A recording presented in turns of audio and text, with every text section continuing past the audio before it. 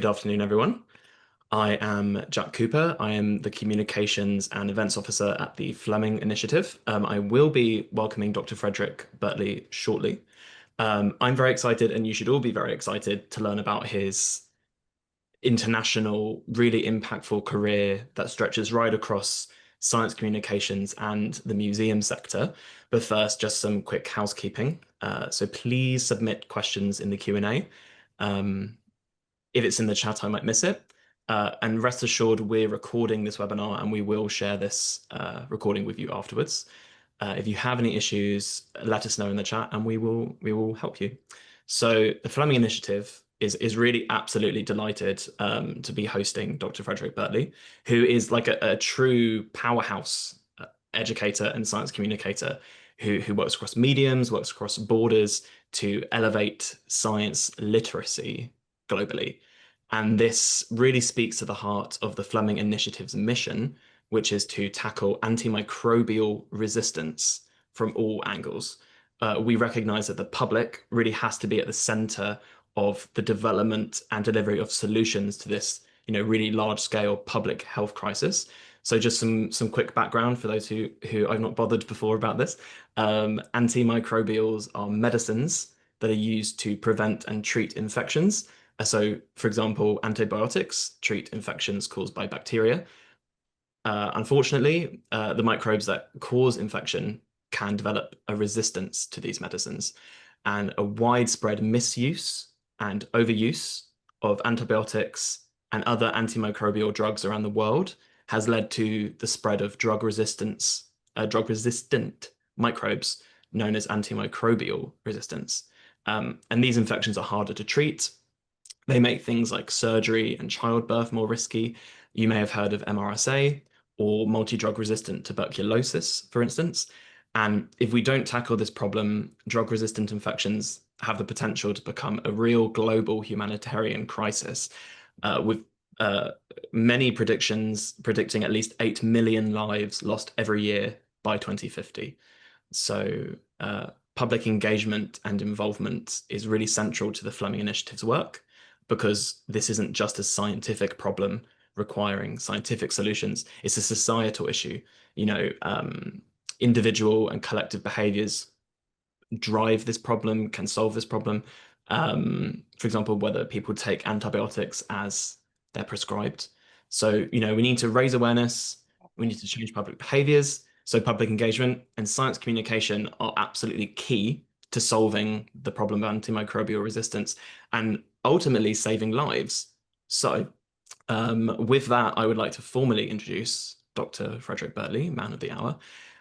He is the president and CEO of the Center of Science and Industry, COSI, and the interim CEO of the National Veterans Memorial and Museum, both in Columbus, Ohio, USA. He is a renowned civic-minded leader, strategist, innovator, scientist, educator, and communicator.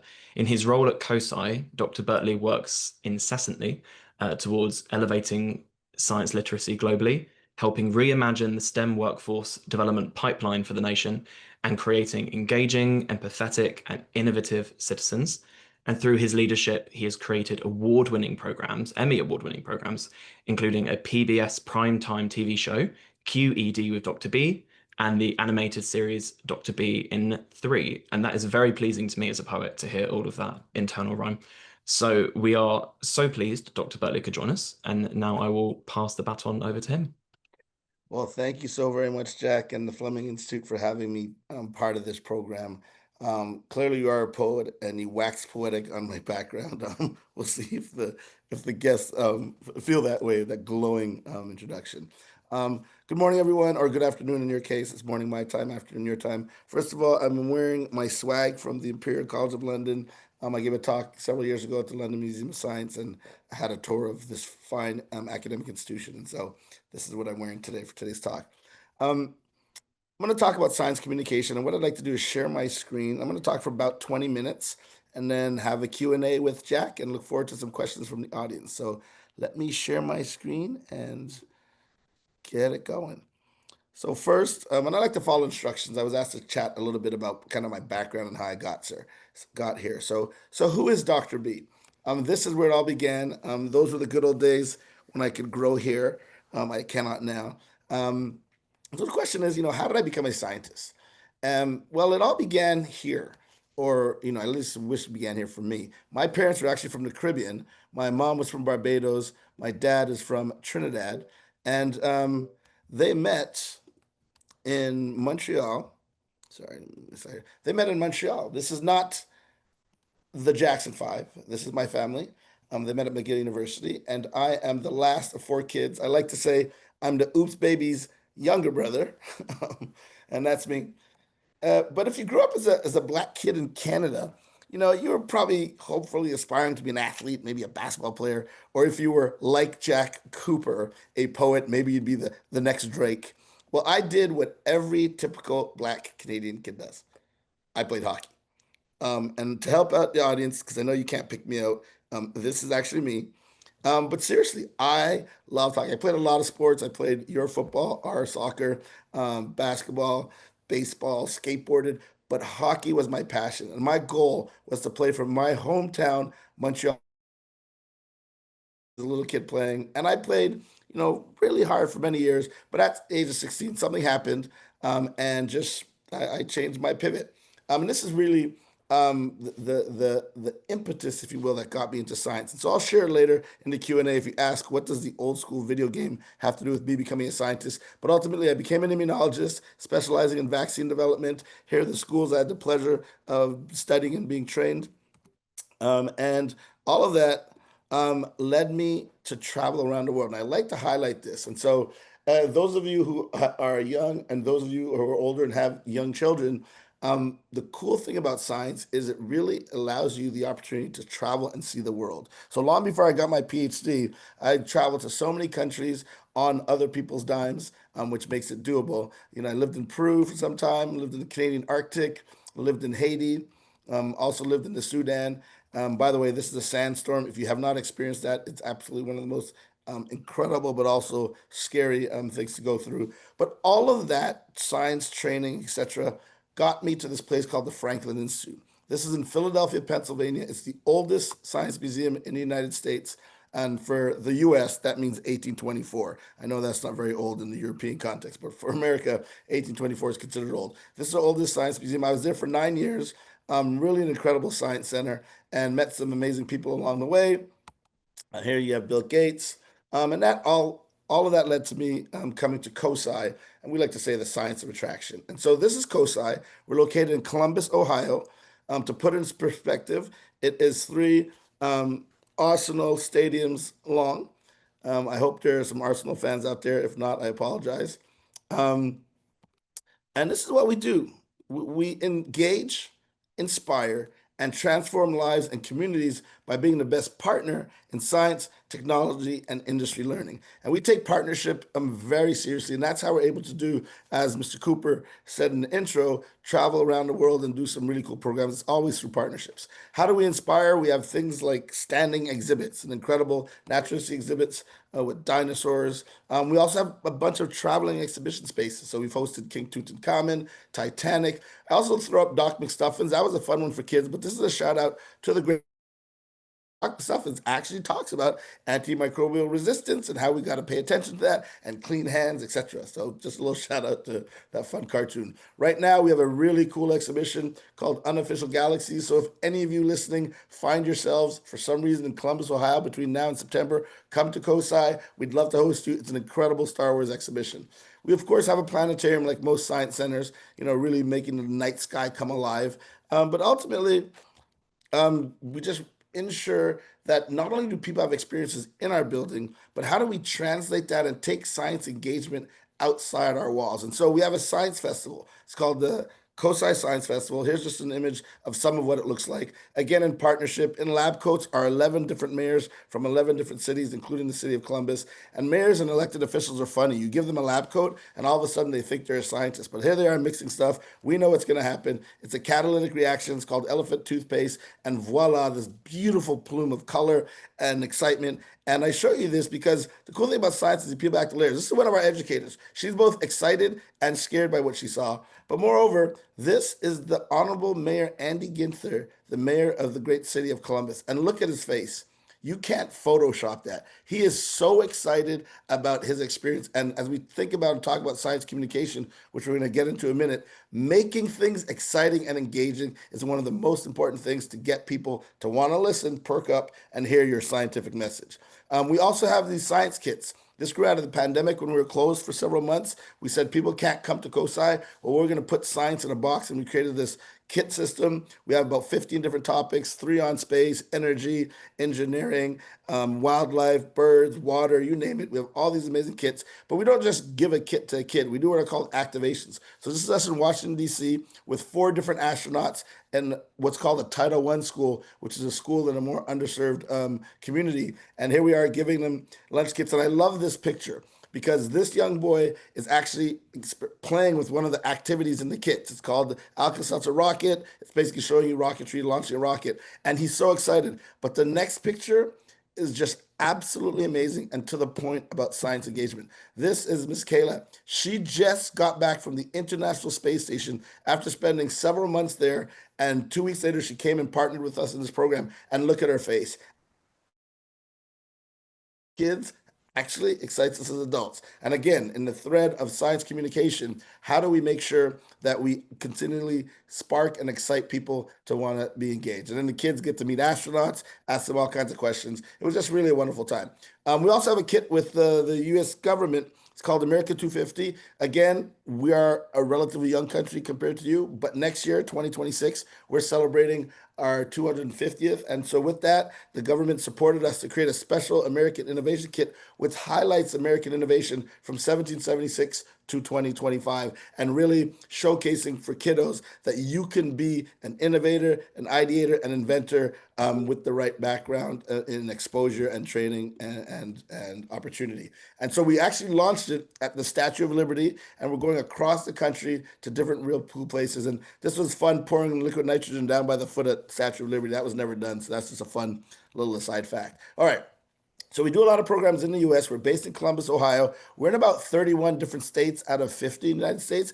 But as was mentioned in the intro, we do travel around the world to take science, we like to say, to where people live, learn, and lounge. And so here's us in Dubai doing a program for the World's Fair. Here's us in Palermo, Sicily, doing a program on entrepreneurship and intellectual property. Here's us in Malta.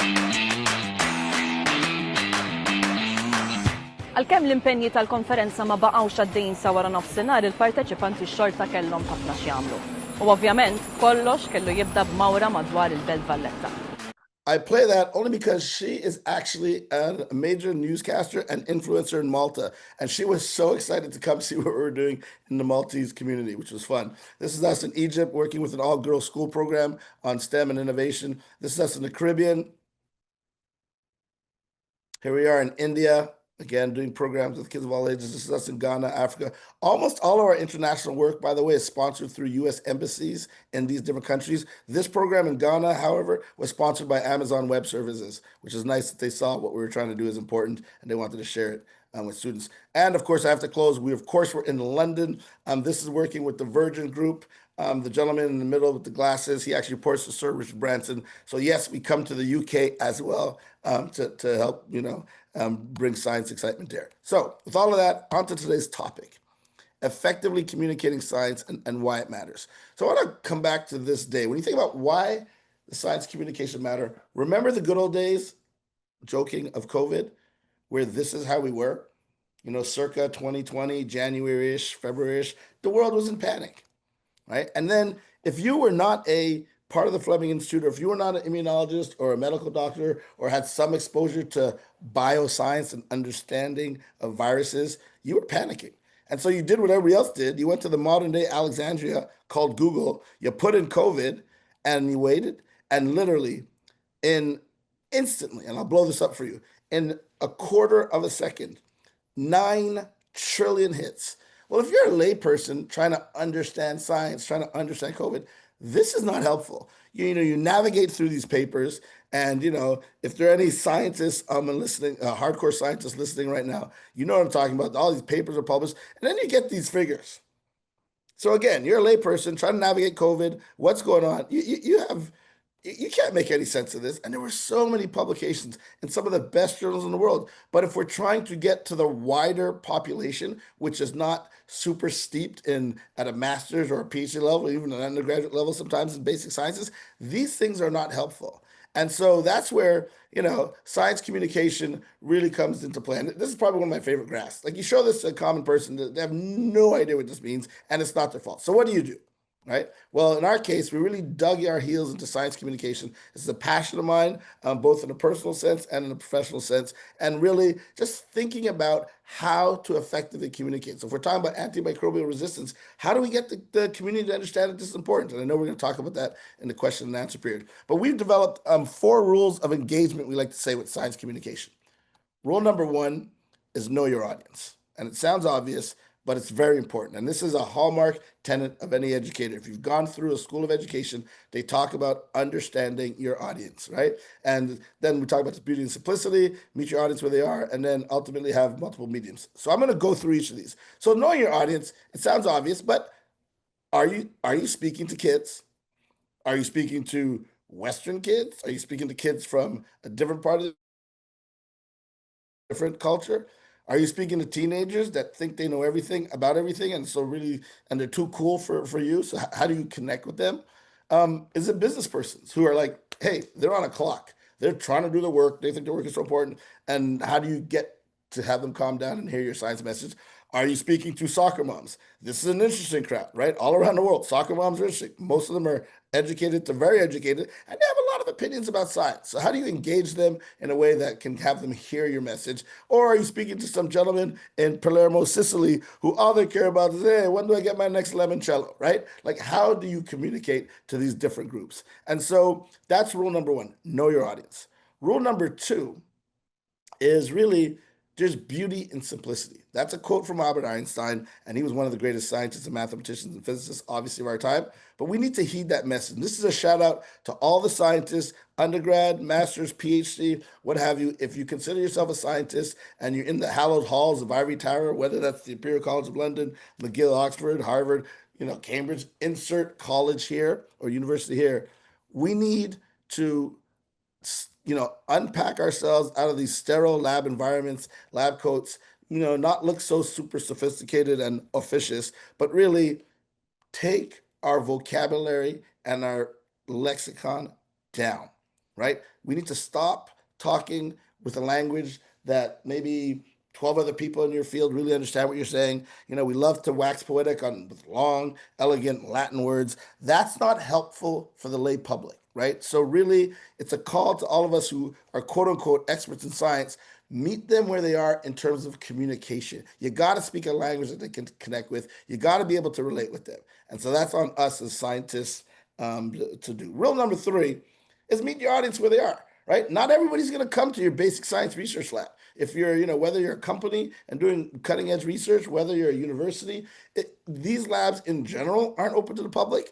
One, the scientists and researchers don't really want the public to come in for all the right reasons, and the public is a lot of times intimidated. So leave the hallowed halls of Ivory Tower. Go to different places. We've done programs in barbershops. We've done programs in community centers. We've done programs in synagogues, churches, you name it. We go to where people are. And there's 2 reasons. One, because you access people. But the second really important thing is, even if they came to your lab and had a cool experience, then they go back to their home or their environment. And they think that, oh, that was only something I can connect with or relate to because I had the chance to go to the Imperial College of London's hardcore research lab, right? But if you give them an experience in their front yard, backyard, community center, church, synagogue, etc., where they spend the majority of their time, they actually feel like, hey, wait a minute, this is actually for me. So it's very important to meet them where they are. And then rule number 4 is have multiple mediums to connect with folks. Some people love reading papers. Some people love hearing presentations. There's different modalities to take in information. As a science communicator, it's important that you think about and choose several different mediums to communicate the same message. With that, and we have programs like the Color of Science, where we actually engage with youngsters that come to our building, and they meet scientists and engineers from all kinds of backgrounds, but they meet them in the flesh and they do hands-on experience. So they're not watching Neil deGrasse Tyson or Bill Nye the Science Guy or whomever on the screen. They're actually connecting with someone in person.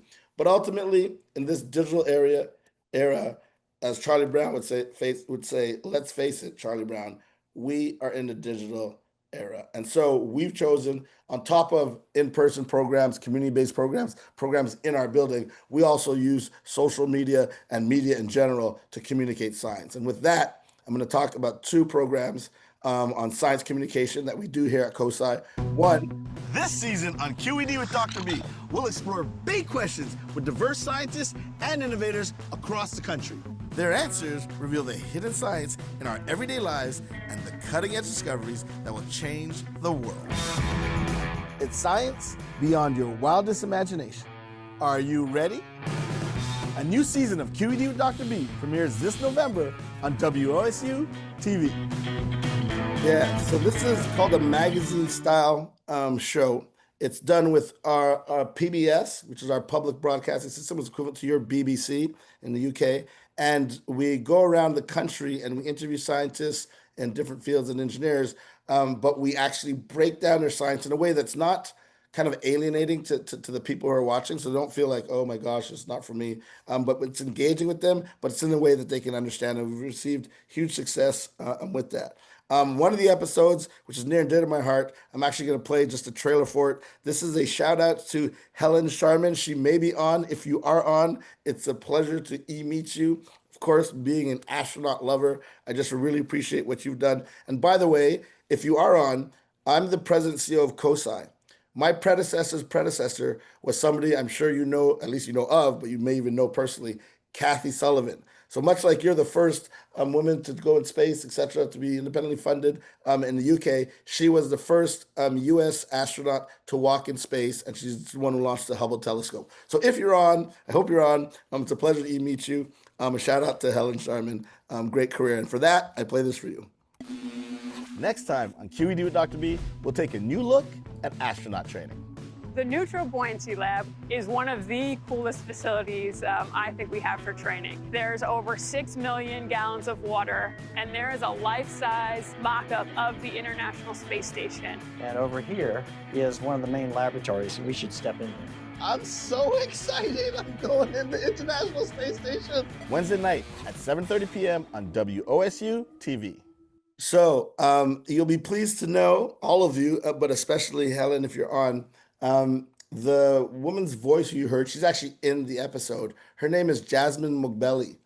She is tapped to be part of Artemis 3. Artemis 3, for the rest of you, is NASA's latest effort to go to the moon. Artemis 1 was sending a capsule, unmanned, unwomaned, around the moon to land safely. That happened. Artemis 2, which is going to happen in about 1 to 2 years, is going to send a crew in the capsule around the moon. They won't land, just again to check the safety of being able to circumvent the moon and come back. But Artemis 3 is going to put the first woman and first person of color on the moon. And Jasmine Mugbeli, the voice you heard, the woman in this episode that I had the honor of meeting, she's tapped to possibly be that first woman to walk on the moon. So really exciting. All right, moving along. The second program we have, as much as we love QED with Dr. B, it's a 30-minute TV show. Now, that's not super long for people who like to binge watch, but in this day and age, it could still be considered long. So we decided to do a very short program. These are 3 to 4 minute videos. It's called QED. It's called Dr. B in 3. Sorry, and I'll play this to give you a sense and feel of how the videos.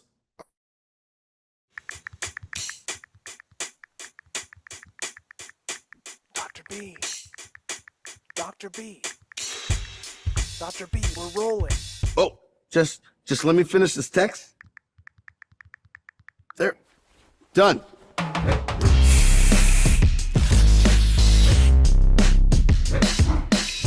Do you ever wonder how a text or phone call gets sent to your friend on the other side of the country or even the world so quickly? All right.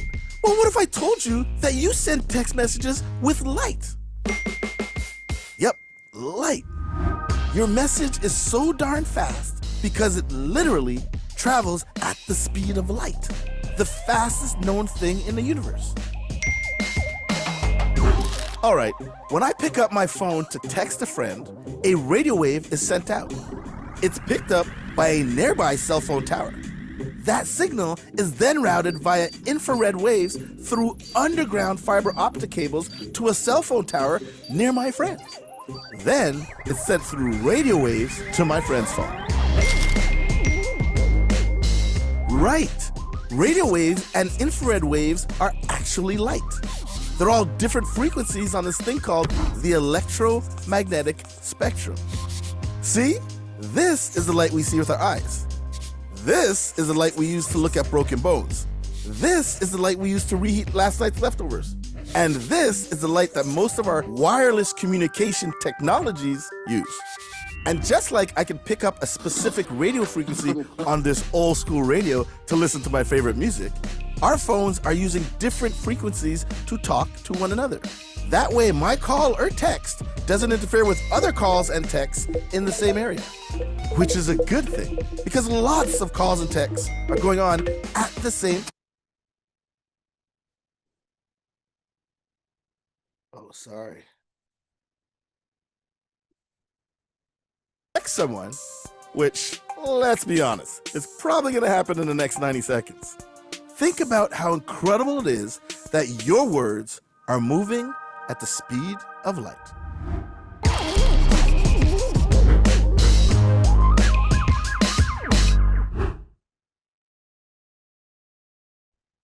So apologies about that. Somehow I tapped the keyboard by accident. So that's an example of one of our videos. We have all kinds of content. Here's what we did for season 1, everything from viruses to herd immunity, artificial intelligence, variants. Season 2, we looked at climate change, ice cores, intellectual property, organic foods. Season 3, we looked at, chip manufacturing, silent assumptions, how scientists actually think, quest for the truth. And we did a second episode on artificial intelligence just because of this whole chat GPT/generative AI movement. And then finally, we just released the fourth season, all about the smartphones, of which you just heard one of the 5 episodes. So with that, if you want to pull out your phones right now and just hit this QR code, it'll take you to all of the videos. They're all, of course, free. They're on YouTube, but just take a moment to take the shot of that. So with that, what are some outcomes from all these science communication efforts? One, our team has won so many different awards. I'm so proud of the team, and I'm so proud of the awards because finally the world is taking science communication seriously and awarding us for stuff. This is some of our teams in one of the years when we won some Emmys. So again, really proud. We've also been recognized 5 years as the #1 science museum in the United States of America, which is exciting because, we're not in New York City, we're not in Los Angeles, we're in Columbus, Ohio, but people are recognizing our efforts and considering us to be really good. We're invited to the White House to receive the highest award that the U.S. government gives, which is called the National Medal. It's given to a library or a museum that's best in the nation. It's always handed to you at the White House. This is First Lady, Dr. Jill Biden, who presented the award to us. Super exciting. Then nothing better than coming in after a holiday break, and on your desk is a letter hand-signed by President Joe Biden and First Lady Dr. Jill Biden for the work that we're trying to do. So with all of that, I have a couple more minutes, I think. I'm going to play as a way of kicking off. I'm going to play this one video as a way of kicking off the conversations about how do you make science communication. Okay. Do you want to know how COSI produces an episode of Dr. B in 3 minutes? Go!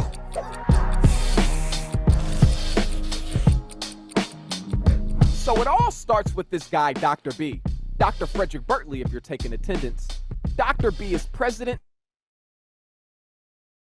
also known as COSI. As a trained scientist, he has spent decades thinking about some of the coolest scientific and engineering discoveries and developments. He loves waxing poetic and sharing this stuff with the world. Where do we start? A topic. The best topics for Dr. B in 3 strike the balance between the real science, cutting-edge, hardcore STEM stuff, and the cultural conversation. What are people talking about? What questions are they asking? What are the big challenges of our time? This is his sweet spot, and this is where Dr. B in 3 helps you to start seeing science differently. So we got a topic, now we need a script. The Dr. B POV gets the ball rolling because he's got a way of unpacking concepts that really gets to the heart of the science without being too, well, sciencey, you know? Along with Dr. B, a team of COSI scientists and creatives provide that extra special mashup to get the script buzzing with unique analogies, legit scientific foundations, and some funny stuff, all in only about 3 minutes, which is surprisingly hard to do. Yeah, it is. How we doing on time? Oh man, we need to hurry up. Okay. Next step, storyboard. We gotta plan out the visual storytelling strategy because after all, animation is a visual medium. And like our 7th grade English teacher said, we want to show, not tell. In storyboarding, our graphic artists and scriptwriters collaborate to put words into pictures. Oh, and somewhere in here, we also have to get the voiceover recorded. Dr. B steps into the booth and records a rough take of the script so we can time it out and see where the story needs a little love.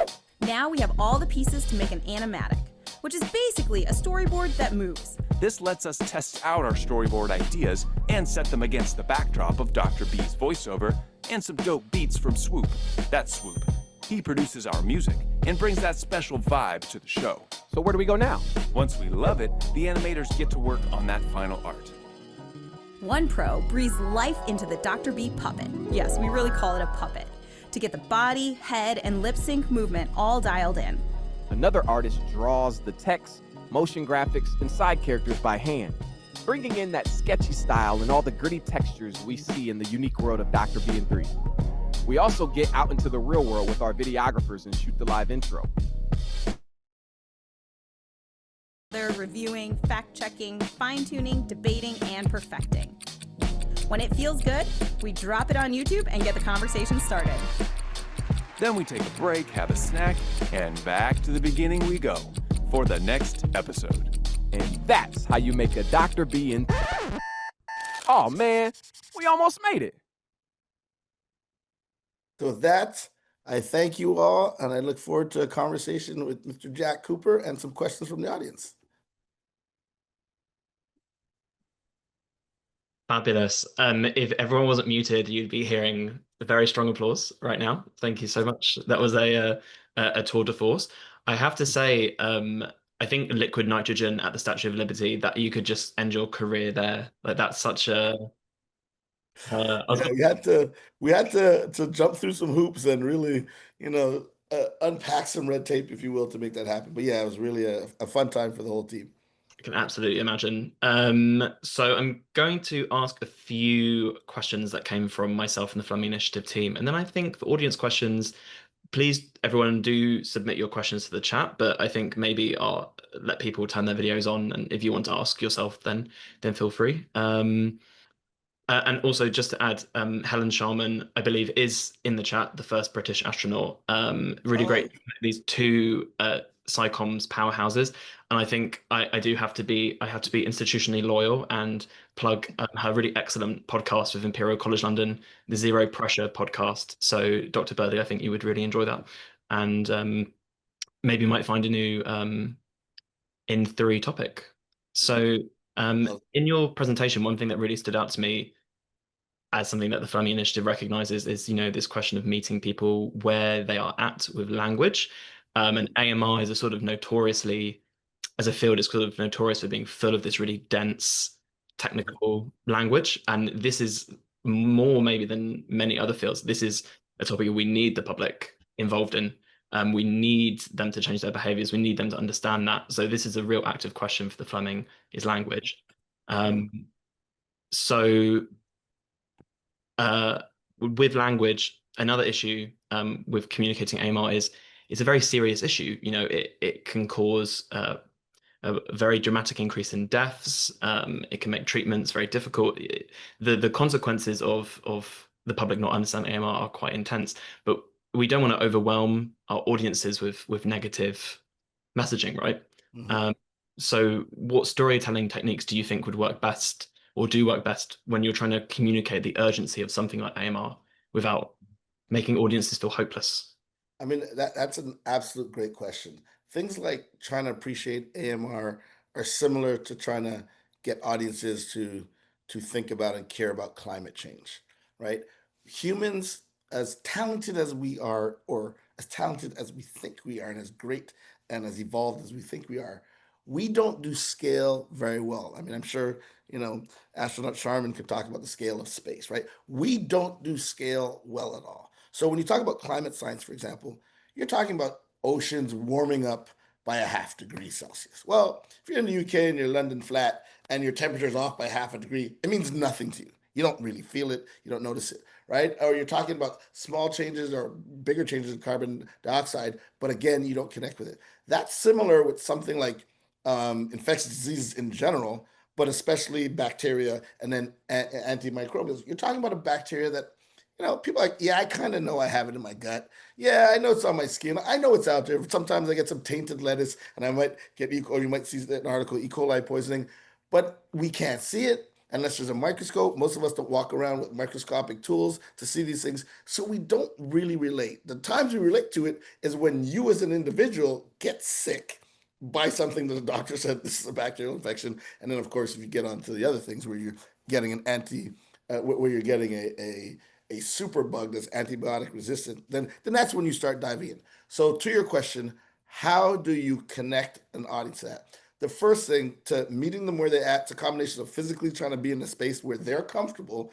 So again, taking them to the lab, they might have a great 2 hours in your lab and oh my gosh, their minds are blown. But then when they go back to the house or the soccer pitch or the football pitch or whatever, they're disconnected. So physically meet them where they're at, but then communicate to them in a way that they can understand. And what we've gotten really good at COSI is finding analogies that people can relate to, right? With success with that. So, if you're trying to get people to understand the importance of that, one, give them some data, but give them the data in the context of what it means. If you're talking about this many people are impacted, okay, how does that translate to how many fans there are in the Arsenal Stadium and the odds of you scoring a goal? Or just, I'm making this up on the fly, but just really trying to find ways to connect them. I'm going to share my screen for just a short second to give you a very quick example, if I may. So, I'm sure everybody on this screen has no problem with this statement, but if you go out in the community and you show the average person this equation, they get really scared, they're upset, they may even laugh, they see the term log, oh my gosh, they think back to their high school mathematics and they're upset. Most people are uncomfortable with this or other math equations, right? And then you're in class and they teach it to you in a certain way, etc. But I've done this a million times. I've gone to kids as young as 5 years old. And these are American dollars, but they can be, they can be UK dollars, pounds, what have you. You can offer a group of 500 kids $1. They'll be excited. Oh my gosh, Dr. B, sure, I'd love $1. Wow, that's great. Then offer them $10. Watch the reaction. Their reaction is that much more. They're excited. And again, these are 5-year-old kids. Then you offer them $100, they will lose their mind. Oh my gosh, Dr. B, you're going to give me $100? And again, this is true. Offer them $1,000, they jump on the floor, they roll around, they're losing their minds. Think about that. These are 5-year-old kids, but they instantly understand f of x equals log x base 10. In other words, orders of magnitude of 10. Now, they don't know and recognize the formula, but they understand it. But we don't teach that stuff in that way, whether it's mathematics, whether it's physics, whether it's microbiology. And so how do we find ways that the common person can actually relate to the topic? And once people relate to something, heavens open up. People are so excited to learn. There's not a person on the planet that's not excited to actually gain a nugget of knowledge. And especially in the science world, when they feel they've learned something interesting about science, they're super excited. And then, their brains open up, their minds open up, and you can feed them as much information about topic X as you want. Perfect. Well, I don't know about anyone else in the chat, but I'm learning a lot, so that will change our approach, I'm sure. And I was not acting like one of your teenage audiences who understand everything. Zoom decided the moment you started speaking to bombard me with messages, so I was like looking up, not rolling my eye. I think I might ask one more question, then I'll let people turn their videos on, and we can move into that. So you have been, as we've seen in your presentation, you've been really impactful as president and CEO of COSI, elevating its on-site science museum experience. And, you've taken its programming across the world. So this is in the context of the Fleming Initiative is looking to establish the world's first dedicated museum space about AMR in our inaugural Fleming Centre in Paddington, London. So what role do you think museums and cultural institutions can and should play in sort of raising awareness of not just AMR, but, global health threats? That's a great question. Again, and I can speak heavily on America, but I'm sure it's mirrored in the UK and Europe and beyond. And that's for whatever reason, right? We're expected to be literate. You're expected. I mean, you're a poet. You're at the extreme, gifted, English expert. But in general, we're all supposed to read whatever our native language is. And if you can't read and write, you're embarrassed for yourself. Your immediate family is definitely embarrassed for you. Sometimes you're in uncomfortable situations. Same thing with math. You're not necessarily, we're supposed to know math. If you go and buy something in the store, you would expect to be able to calculate change, But for science in Canada, in the US, in the UK, it's okay to know nothing about it. And what's fascinating for us at COSI and then the sphere I'm in is you're expected to be literate. No one thinks or expects you to be William Shakespeare or the next Maya Angelou, but you're still or the next Jack Cooper, but you're still expected to read and write. Same thing with math. No one's expecting you to be Albert Einstein or Benjamin Banneker, but you're still expected. But for science, it's okay to know nothing about it. And because of that, and then other things, media, this and that, they've contributed to this comfort about not knowing anything about science. And at some points, even apathy to the fact that we are science ignorant or science illiterate. And so, how do you combat that? You combat that with friendly spaces. Museums and cultural institutions are friendly spaces. The Imperial College of London or the Fleming Institute, and if you go to Harvard or Yale in the US or John Hopkins or National Institute of Health, if you get a chance to go in there, which is hard, that's intimidating. But cultural institutions, art museums, zoos, libraries, science museums, those are like mini Switzerland, very comfortable. So they play a huge role in getting access to people willing to listen and learn in a way where their guard is down. So absolutely, with the Fleming Initiative and the Fleming Center, as you think about that, creating a museum will be a great gateway and avenue for you all to, I mean, you're doing great work already, but for you all to even connect in synergistic and higher levels with audience that you're trying to reach. We call them, safe spaces. Museums are safe spaces where, regardless of religion, demographic, language, it's just a place where people feel comfortable, and you can leverage that to communicate whatever as you said, AMR or other content. I'm going to be stealing the terminology of Switzerland for cultural institutions. That's really wonderful, and I think cafes help as well. Yes. Yes. So I have now allowed all participants to start their video if they would like. So, Ellen, I think I will start with your question. I'm going to ask you to unmute. Don't feel the pressure. But would you like to ask Dr. Bertley your question? Sure. Have I unmuted successfully? Very successfully. Great. Thanks very much, Dr. B, for your talk. Very, very interesting and inspiring. So I work at UK Health Security Agency. We're an arm's length body like CDC. And we see a huge amount of misinformation, resistance, backlash to science and scientific concepts. I just wondered what your experience was of engaging with people who are absolutely dead set against the science. Yeah, well, first of all, thank you for your work. Very important work if you're a CDC analog. So thank you for that. You're raising one of the most important questions in terms of science communication. And I can tell you, science illiteracy is big in the US. And then this thing called the pandemic made it that much worse. And one of the reasons, not all of the reasons, but one of the reasons why the pandemic made it worse, and it relates to how we're experiencing it per your question, is scientists need, and I'm generalizing, okay? Scientists need to do a better job of humanizing themselves and really elocuting on what science is. That it's not a book of facts, but it's a process, a Socratic process. You ask a question, to case of science, you do some kind of experiments somehow, you collect data, you analyze that data, and that hopefully gets you closer to the truth of some natural phenomena. That's the whole process of science. but oftentimes it gets confused with as a book of facts, and the lay people are confusing that. And so when you're changing facts with a population that's already somewhat jaded or apprehensive or just scared, even if they're not opinionated, just kind of scared of science because they think they're not smart enough or what have you.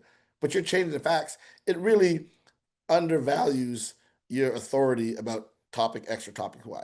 And the pandemic did us such a disservice across the world, but especially in Europe and in Canada and the US and North America with that. And so instead, if scientists, said, hey, we have never experienced this bug in humans. We have no immunologic response to it, a memory immunologic response to it, because it hasn't been in humans yet. We don't know how long it's going to last. We don't know this. We don't. If we just jumped out and said that from the gate, but here's what we're going to do. We're going to research it, and as we get more information, we will share that information. But as we get more information, we may have to tweak. But we didn't do that. We came out there, wear masks. Don't wear masks. It's this. We're going to get a vaccine today. No, it's going to take next week. And we just, we're very assuredly cocky in our statements, but unfortunately, we were changing them week over week over week. And so for someone who doesn't really appreciate that, that's how science works. At one point we thought the world was flat. Every scientist on the planet, given time X, thought the world was flat. Bringing a bunch of people, including Copernicus and other folks, and you realize the world is not flat. We're actually, not the center of the universe. There's this thing called the sun. So things change a little more. And again, I'm generalizing. There's some scientists who are really good at this, but we need to do that.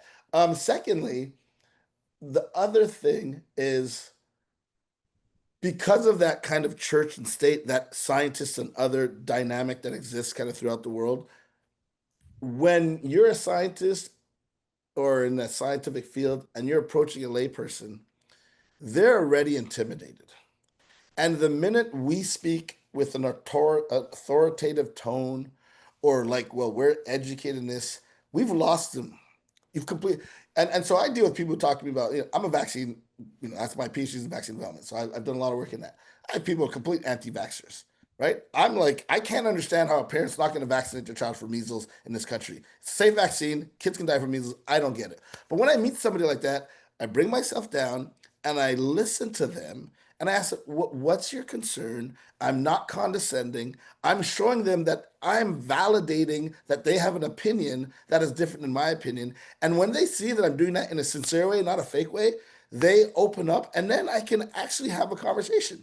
Now, it doesn't always convert into, oh yes, now they're on the side, but they absolutely appreciate being listened to and being connected. And I think the whole problem isn't on us as scientists or scientist adjacent professionals, but we got to carry that torch and really make people feel more comfortable about the thoughts and ideas and opinions they may have, and then try to have a conversation with them to move the needle a little bit. Cool. Thank you. Thanks again for your work. Appreciate it. Fabulous. Thank you so much for that answer and for that question. I'm going to ask Arjun to unmute if you'd like to ask a question. Otherwise, I will read it. Hello? Oh, we can hear you. Great. Hi. Thanks for the talk. Honestly, it was really helpful, and I just loved your videos. I probably am going to steal a few ideas, but yeah, that's good. So one question I had was, like, you mentioned about using analogies, and I think that I agree that's really useful to kind of like relate to people when you're trying to explain terms that might be slightly complicated. But the question I have is, like, when do you decide when to use an analogy and when do you kind of talk directly when you want to kind of get to the specifics, and how do you avoid the confusion that metaphors and analogies can sometimes bring up? Yeah, that's a great question. The first thing with science communication is you better know what you're talking about. Like, we as science communicators, scientists, science adjacent professionals, you can't fake it till you make it, and you can't wing it. You have to know the science, you have to know the data, you have to understand it. So that's point number one. The analogy piece is really a tool to get people to feel comfortable about entering your space of topic area, right? And so, because analogy is not going to solve all the answers, but analogy is something that, oh, I understand money. I know $10 is more than one. I know $100 is 10. Like, it's like, oh, and it opens my mind up to think, oh, I can get a difficult concept. So to your point, the analogy isn't necessarily going to teach the actual specific thing you want to teach. The analogy allows you to break bread with that person, to meet them, to have them connect with you, to have them want to engage and listen to you. And then once you have them, then you start leaking in the actual content. And depending on the person, if they're completely not exposed to science, then take it like Denzel Washington says in Philadelphia, break it down to them like they're a 4-year-old, use very basic vocabulary. If there's someone who was educated, has an undergraduate degree, but not on the science side, you can elevate it. You can gauge yourself based on who the person or room or group you're speaking with.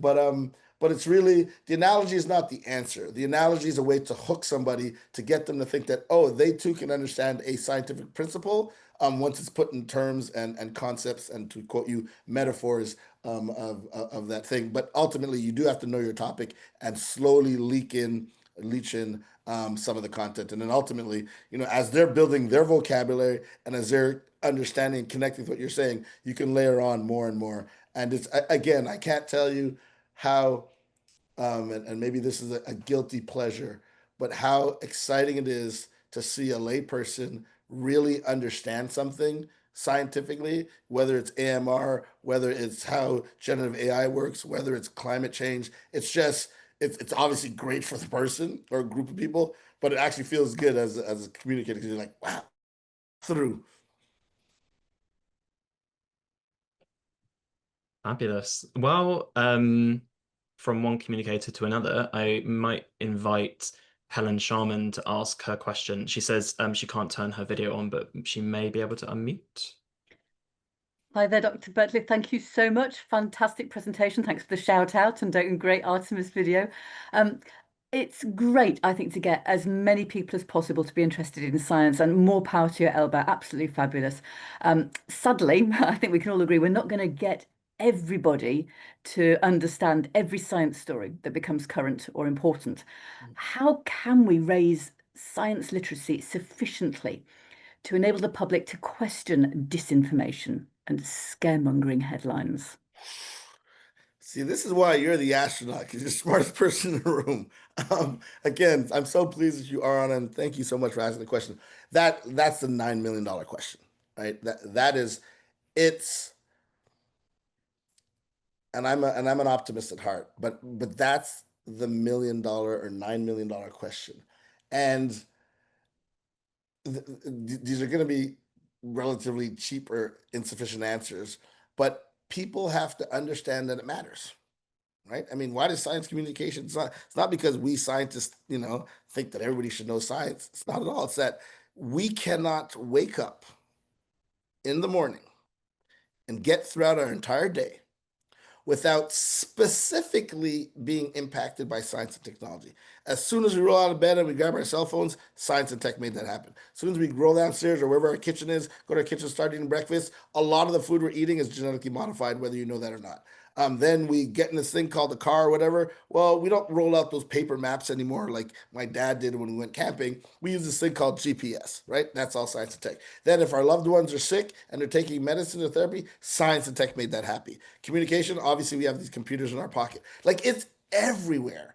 And so science matters, and people need to be somehow, and this is your question, kind of migrated towards the understanding that it is important to know something about science. No, you're not expected to be the next Marie Curie, Albert Einstein, or whomever, or Fleming, but you do need to have some vocabulary and some capacity to navigate the scientific world. And then to your point about analyzing data, I mean, that's the whole point, right?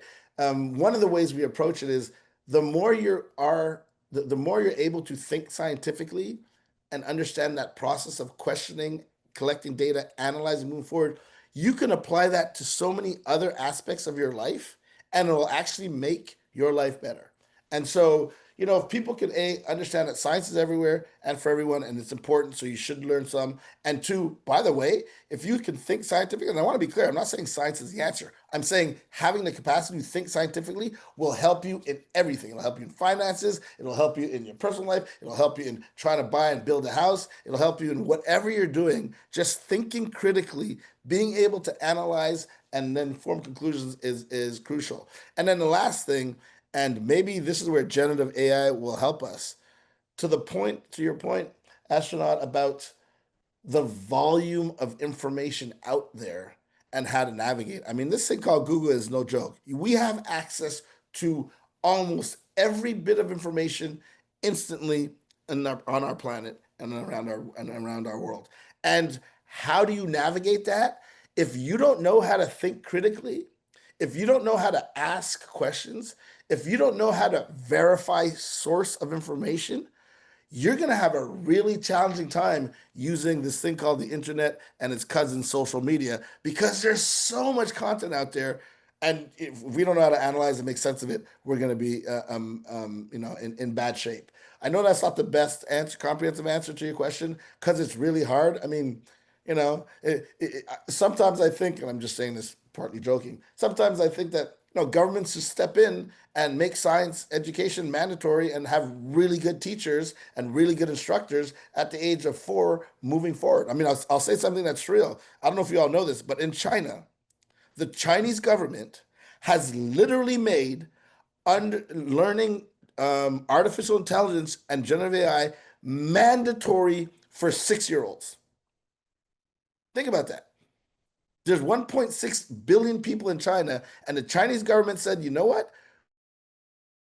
It's going to be the next vocabulary. It's going to be the next language. It's going to be, that next big thing. And they literally are forcing, and they made it law, that if you think you turn 6 years old, and you start learning AI as part of your other academic stuff, right? Like that might be an answer to your question.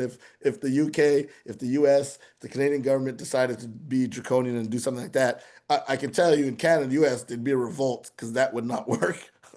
But therein lies the problem, right? People don't appreciate how important science is. So I love the question. If you somehow have an answer, and I'll send you an email separately just to stay connected with you. If you somehow have a window into that answer, I'd love to hear it as well. Fabulous. Yeah, I guess if 6-year-olds are learning it, I should be. So maybe that's my next step after this. Well, thank you very much to Dr. Frederic Bertley for a really, really entertaining, interesting, I was going to say exhilarating. That might be. I was exhilarated. I'm going to say it. I'm going to go for it. Thank you so much for joining us. This wasn't the first time we worked with you, and I hope it's not the last time.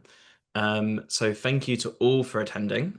Oh, I would like to say this on air in front of you and in front of your colleagues.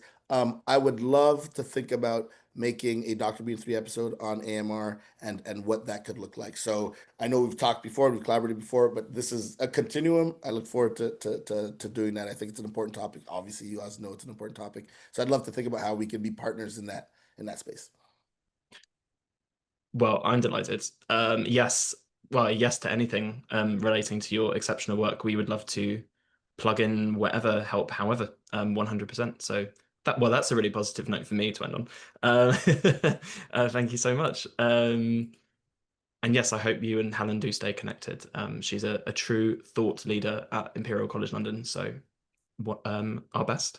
And speaking of the best of Imperial College London, the Fleming Initiative was jointly established by Imperial College London and Imperial College NHS Healthcare Trust to bring together scientists, policymakers, clinicians, commercial partners, and very importantly, as we've learned, the public, to provide equitable solutions to AMR at a global scale. So please, to learn more, please visit our website, www.fleminginitiative.org. Follow us on socials, and please consider joining our chain network if you are a science communicator, communications professional, video content creator, entertainment industry professional, anyone who can help us spread the word about AMR through the media in innovative new ways. I'm going to send a link out later today or tomorrow with the recording of this webinar. I will include all of these links there. So thank you again to Dr. Bertley, and thank you to everyone attending, and have a wonderful afternoon. Thank you all.